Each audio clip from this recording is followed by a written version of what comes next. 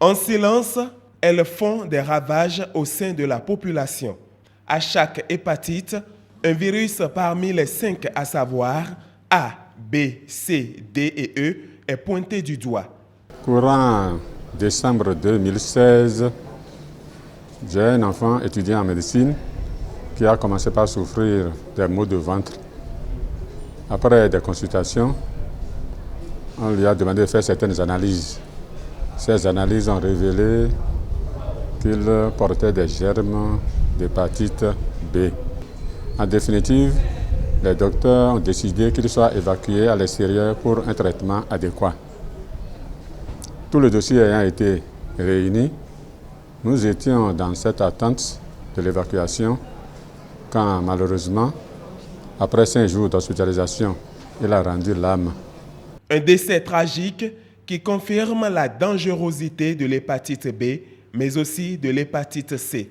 Des maladies le plus souvent asymptomatiques selon les spécialistes. Il ne faut pas attendre d'avoir des symptômes pour rechercher les hépatites B et C. Ce d'autant que nous sommes dans une zone de forte endémicité, donc on peut potentiellement être atteint et on devrait se prêter à un dépistage. Cependant, à la phase aiguë, dans certains cas, l'hépatite peut se manifester par des signes. Et ces signes sont notamment des signes un peu comme dans le paludisme, à savoir la fièvre, des maux de tête, la fatigue. Et dans certains cas, ça peut ensuite déboucher sur un ictère, c'est-à-dire la coloration jaune des téguments et des muqueuses qu'on appelle encore ordinairement la jaunisse. Et c'est souvent quand la jaunisse apparaît que les gens pensent au foie. On devrait penser au foie déjà lorsqu'il y a des signes de paludisme qui traînent, qui ne s'améliorent pas ou qui reviennent malgré le traitement. Au Bénin, 10% de la population souffre de l'hépatite B et 4,4% de l'hépatite C. Les modes de transmission sont multiples. Généralement, ça part de la mère infectée à l'enfant au moment de l'accouchement ou de la naissance ou dans les premières heures de vie, ou bien chez les petits-enfants vivant sous le même toit.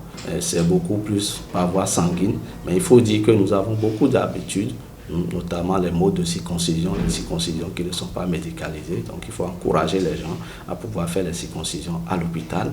Alors, les scarifications, les tatouages, il faut avoir des objets personnels.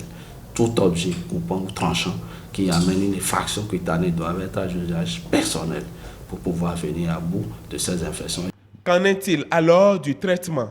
Pour le traitement des hépatites, le message important, c'est que le traitement existe en médecine moderne. Parce que pour nos populations, c'est que nous n'avons pas de traitement en médecine moderne. Ce message-là est faux.